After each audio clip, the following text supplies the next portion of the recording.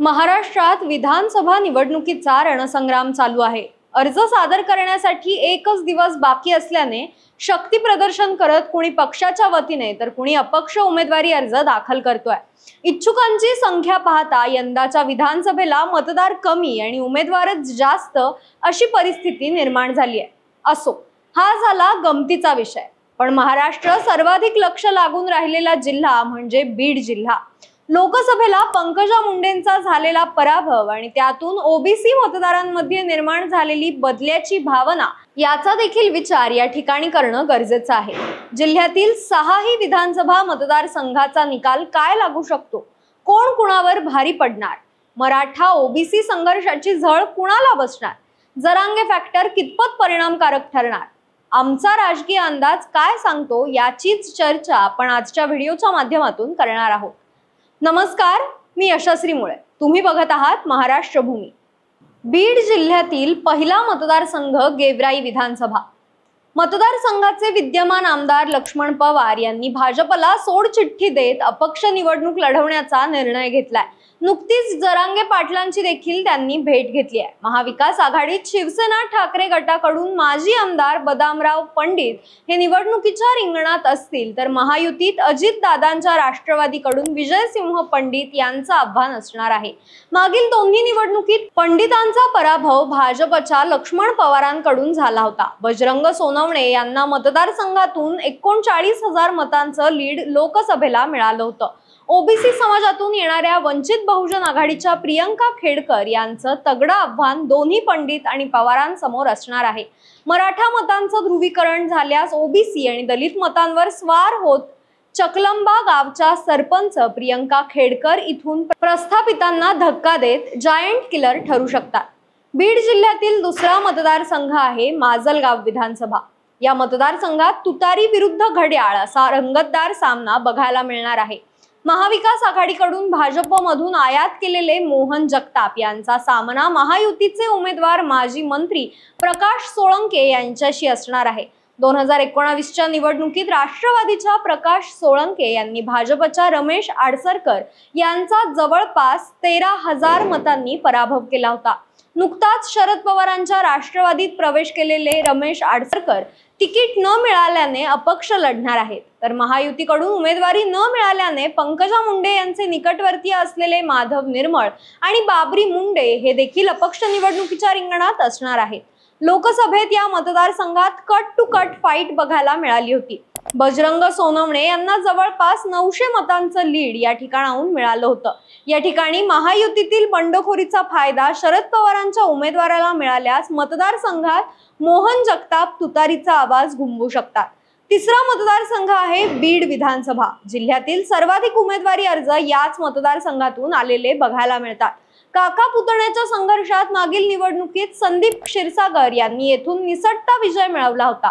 यंदाच्या लोकसभेत बजरंग सोनवणे यांना जवळपास 64,000चं मताधिक्य देत संदीप क्षीरसागर किंगमेकर ठरले होते आणि यंदाही त्यांच्यावर विश्वास दाखवत पवारांनी त्यांनाच तिकीट दिलंय, तर महायुतीकडून अजून उमेदवार घोषित केलेला नाहीये। शिंदे गटाकडून माजी मंत्री जयदत्त क्षीरसागर, जिल्हा प्रमुख अनिल जगताप हे इच्छुक असले तरी तिकीट न मिळाल्यास तेही अपक्ष निवडणूक लढवण्यावर ठाम आहेत। मुस्लिम बहुल असलेल्या मतदारसंघात एखादा मुस्लिम उमेदवार द्यावा असं राष्ट्रवादी काँग्रेस अजितदादा गटाला वाटत आहे, परंतु उमेदवाराची वाट न पाहता दावेदार असलेले योगेश क्षीरसागर हे अपक्ष उमेदवारी अर्ज दाखल करणार आहेत। अजितदादांच्या राष्ट्रवादीकडून तय्यब शेख आणि फारुख पटेल ही नावं आघाडीवर आहेत। जरांगे पाटलांच्या आदेशानुसार आतापर्यंत जवळपास 17 जणांनी उमेदवारी अर्ज दाखल केलेत। शरद पवारांच्या राष्ट्रवादी प्रवेश केलेल्या ज्योती मेटे यांनीही नुकतीच जरांगे पाटलांची भेट घेतली आहे। एकंदरीत इच्छुक उमेदवार आणि अपक्ष लढणाऱ्यांच्या भाऊगर्दीत सध्या तरी संदीप क्षीरसागर यांचंच पारडं जड मानलं जात आहे। बीड जिल्ह्यातील चौथा मतदारसंघ आहे आष्टी विधानसभा। भाजप नेते भीमराव धोंडे यांनी 4 वेळेस, सुरेश धस यांनी 3 वेळेस या मतदारसंघाचे नेतृत्व केलेले आहे। 2019च्या निवडणुकीत राष्ट्रवादीच्या बाळासाहेब आजबे यांनी भाजपच्या भीमराव धोंडे यांना पराभवाची धूळ चारली होती। ओबीसी बहुल असलेल्या या मतदारसंघात मागील लोकसभा निवडणुकीत पंकजा मुंडे यांना जवळपास 32,000 मतांची आघाडी मिळाली होती। यंदाच्या विधानसभेसाठी शेवटच्या क्षणी महायुतीकडून सुरेश धस यांचं नाव फायनल झालंय। आता अशा वेळी बाळासाहेब आजबे या अगोदर म्हटल्याप्रमाणे ते अपक्ष म्हणून निवडणूक लढवणाऱ्या भीमराव धोंडे यांना छुपा किंवा उघड पाठिंबा देऊ शकतात।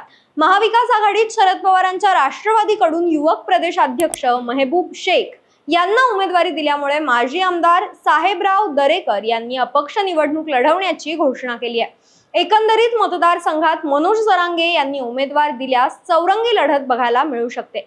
त्यात सध्या तरी आपण माजी आमदार सुरेश धस यांना विजयाचे दावेदार मानू शकतो, कारण ओबीसी आणि मराठा अशी दोन्ही मते त्यांना मिळू शकतात।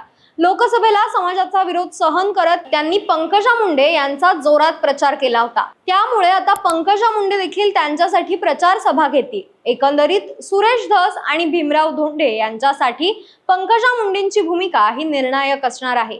पाचवा मतदारसंघ आहे केज विधानसभा। हा जिल्ह्यातील राखीव मतदारसंघ आहे। मुंदडा परिवाराचे एक हाती वर्चस्व मतदारसंघावर राहिलेले आहे।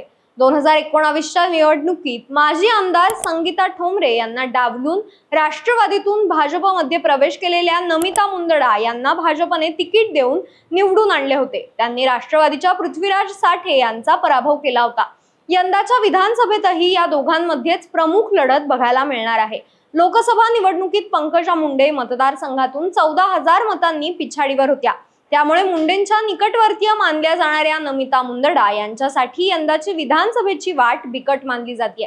तर भाजपच्या माजी आमदार संगीता ठोंबरे याही या मतदारसंघातून निवडणूक लढवण्यास इच्छुक आहेत। त्या अपक्ष निवडणूक लढवणार आहेत।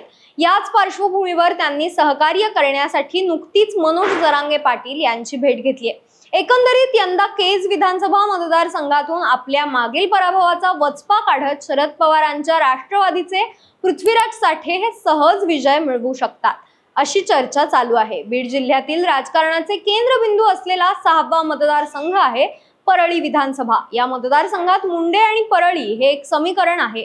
2009 आणि 2014च्या विधानसभा निवडणुकीत भाजपच्या पंकजा मुंडे यांनी येथे कमळ फुलवलं होतं। 2019च्या निवडणुकीत धनंजय मुंडे आणि बहीण पंकजा मुंडे यांचा 30,701 मतांनी पराभव केला होता। परंतु आता राजकीय समीकरणे बदलल्याने मुंडे बहीण भाऊ एकत्र आलेत। पंकजा मुंडे विधान परिषदेवर निवडून गेल्या, त्यामुळे यंदा महायुतीकडून कृषी मंत्री धनंजय मुंडे मैदानात असणार आहेत। तर महाविकास आघाडीकडून राजेसाहेब देशमुख यांना नुकतीच उमेदवारी घोषित झाली आहे। त्यापूर्वी मुंडे यांच्या विरोधात सुनील गुट्टे, राजाभाऊ फड ही दोन प्रमुख ओबीसी नावं समोर येत होती, पण पवारांनी देशमुख यांना उमेदवारी देत लोकसभेप्रमाणे परत एकदा मराठा विरुद्ध ओबीसी, घड्याळ विरुद्ध तुतारी असा टोकाचा संघर्ष विधानसभेला बघायला मिळणार आहे। लोकसभेला या मतदारसंघातून धनंजय मुंडे यांनी जवळपास 75,000 मतांची आघाडी पंकजा मुंडेंना दिली होती। शरद पवार ओबीसी उमेदवार देतील आणि त्यात धनंजय मुंडे यांची कोंडी करून पराभव करतील अशा वावड्या उठत असताना त्यांनी मराठा उमेदवार दिल्याने या ओबीसी बहुल मतदारसंघात धनंजय मुंडे पुन्हा एकदा वन मॅन शो ठरू शकतात। बीड जिल्ह्यातील या 6ही विधानसभा मतदारसंघाच्या संभाव्य निकालांचा विचार करता तुम्हाला काय वाटतं? कोणत्या मतदारसंघातून कोण विजयी होऊ शकतो? आम्हाला कमेंट्सच्या माध्यमातून नक्की कळवा। धन्यवाद।